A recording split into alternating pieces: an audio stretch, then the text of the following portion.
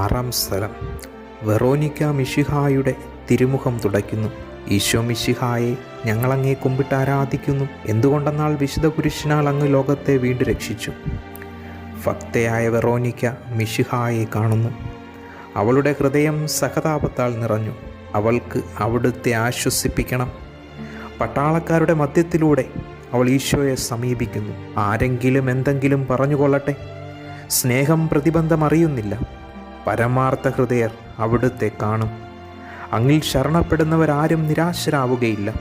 അവൾ ഭക്തിപൂർവം തൻ്റെ തൂവാലയെടുത്ത് രക്തം പുരണ്ട മുഖം വിനയപൂർവ്വം തുടച്ചു.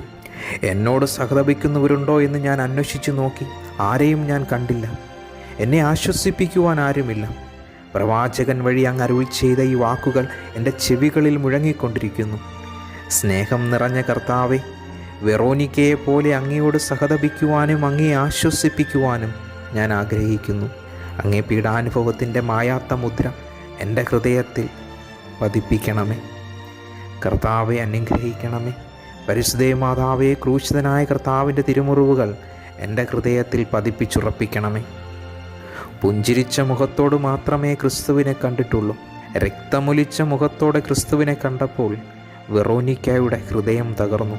കണ്ണുനീർ ഒഴുകേണ്ട കണ്ണുകളിൽ നിന്ന് ചോര ഒഴുകുന്നു. പീഡകരെ അവൾ കണ്ടില്ല.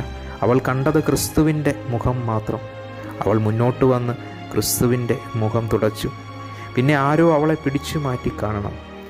ജീവിതയാത്രയിൽ മുന്നോട്ട് നീങ്ങുമ്പോൾ നിന്റെ പ്രിയപ്പെട്ടവരുടെ ഹൃദയങ്ങൾ കരയുന്നത് നിനക്ക് മനസ്സിലാവുന്നുണ്ടോ?